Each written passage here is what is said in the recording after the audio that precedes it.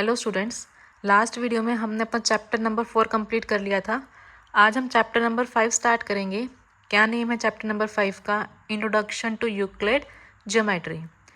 अब यहाँ पे इस चैप्टर में हम क्या करेंगे, 3 चीज़ें पढ़ेंगे। फर्स्ट आपको दिख रही होगी डेफिनेशंस, सेकंड है आपका एग्जाम एंड थर्ड है आपका पोस्टुलेट्स। तो सबसे पहले हम क्या करते हैं, डेफिनेशंस देख लेते हैं। 7 पॉइंट्स हैं इनके अंदर, एक एक करके मैं आपको सारे पॉइंट्स समझाऊंगी। देखो, फर्स्ट पॉइंट में आपको क्या दे रखा है, a point is that which has no part. क्या मतलब हुआ, एक पॉइंट। अब आप एक पॉइंट ले लो, ये आपका एक पॉइंट है, क्या यहाँ पे इसकी कोई लेंथ या ब्रेथ कुछ भी है? नहीं है ना। तो इसलिए हम इसको क्या बोल रहे हैं, एक पॉइंट क्या होता है जिसका कुछ भी पार्ट नहीं होता, सिर्फ एक डॉट है, इसके अलावा और कुछ नहीं है। ठीक है, नेक्स्ट देखते हैं। A line is a breathless length. एक लाइन हमारी कैसी होती है, ब्रेथलेस होती है। कैसे बोलो, ये देखो हमने एक स्ट्रेट लाइन ड्रॉ किया यहाँ पे हम अगर इसको मेज़र करें तो हम सिर्फ इसकी लेंथ देखेंगे, ब्रेथ के बारे में हम कुछ नहीं बोलेंगे ना। तो इसलिए हम क्या कह रहे हैं कि एक लाइन जो होती है उसकी सिर्फ लेंथ होती है, वो ब्रेथ नहीं होती है। थर्ड पॉइंट देखते हैं। The ends of a line are points. ये हमने एक लाइन ड्रॉ की थी, अगर आप इसकी स्टार्टिंग और इसकी एंड की बात करोगे तो वो हमेशा क्या रहेगी, पॉइंट्स रहेंगे। ये भी एक पॉइंट है और ये भी क्या है, एक पॉइंट है। ठीक है, अगर हम इसको बढ़ा देंगे तो वो क्या बन जाएगा, लाइन नहीं रहेगी, लाइन सेगमेंट बन जाती है। तो इसलिए हम क्या बोलेंगे, the ends of a line are points. Next point देखते हैं। A straight line is a line which lies evenly with the points on itself. क्या बात की जा रही है यहाँ पे, अगर यहाँ पे हम कुछ पॉइंट्स लें इक्वल डिस्टेंस पे और यहाँ से हम एक लाइन बनाएं तो वो हमारी क्या बनाती है, एक स्ट्रेट लाइन बनाती है।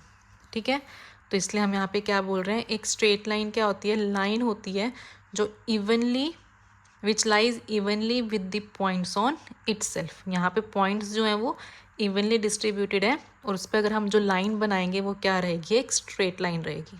ऑल राइट, नेक्स्ट देखते हैं। A surface is that which has length and breadth।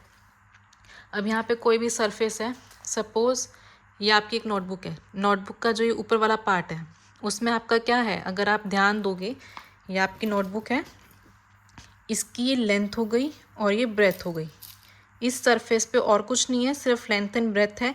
इसलिए हम क्या बोल रहे हैं, कोई भी सरफेस है उसकी क्या होती है, लेंथ एंड ब्रेथ। नेक्स्ट चीज़ देखो, 6th पॉइंट में क्या दे रखा है आपको, the edges of a surface is a line. जो भी सरफेस है हमारा, हमने अपनी नोटबुक की ली थी, या फिर अगर मैं ये बोर्ड ही ले लूँ, इसका जो सरफेस है, जो एजेस हैं वो हमारी क्या होती हैं, लाइन होती हैं। जैसे कि मैंने एक सरफेस ऐसे बनाया, रेक्टेंगल बनाया, इसकी कुछ भी ये जो एजेस हैं, ये एजेस होती हैं, इसकी एजेस कैसी हैं, एक लाइन ही फॉर्म में है ना। तो इसलिए हम क्या बोल रहे हैं, the edges of a surface is a line. Last point देखते हैं। A plane surface is a surface which lies evenly with the straight line on itself. अब ये कैसे बोल रहा है, अभी हमने क्या बोला था ऊपर वाले पॉइंट में कि जो पॉइंट्स हैं उनको अगर हम इवनली, यहाँ पे था ना ये 4th point, a straight line is a line which lies evenly with the points on itself. Points क्या होते हैं, उसके ऊपर होते हैं, इटसेल्फ मतलब यहाँ पे एक लाइन है तो यहाँ पे भी देखो, ये भी पॉइंट है, ये भी पॉइंट है, ये भी पॉइंट है, मतलब सारे पॉइंट्स को मिला के हमारी क्या बनती है, एक स्ट्रेट लाइन बनती है। ऐसे ही अगर हम सरफेस की बात करें, सरफेस के लिए हमारा क्या होता है, लाइन्स को ज्वाइन करे जाएँ। जैसे हमारे पास ये यहाँ पे एक लाइन है, ये लाइन है, ये लाइन है, ऐसे ही जब ये लाइंस बहुत सारी हम कंबाइन कर देते हैं तो वहाँ से हमारा क्या बन जाता है, एक प्लेन सरफेस बन जाता है। ठीक है, तो 7 पॉइंट क्या बन गया, a plane surface is a surface which lies evenly with the straight line on itself. क्या है यहाँ पे, इसके ऊपर ही क्या है, बहुत सारी स्ट्रेट लाइन्स हैं, उससे हमारा क्या बन रहा है, प्लेन सरफेस बन रहा है। ये हो गई हमारी डेफिनेशंस। आज हम डेफिनेशंस देखेंगे, नेक्स्ट वीडियो में हम एक्सियम्स और पोस्टुलेट्स के बारे में पूछेंगे। अगर किसी भी पॉइंट में कुछ भी प्रॉब्लम आई हो तो कमेंट बॉक्स में कमेंट कर देना, और अगर ये क्लास अच्छी लगी हो तो लाइक, शेयर एंड सब्सक्राइब कर देना।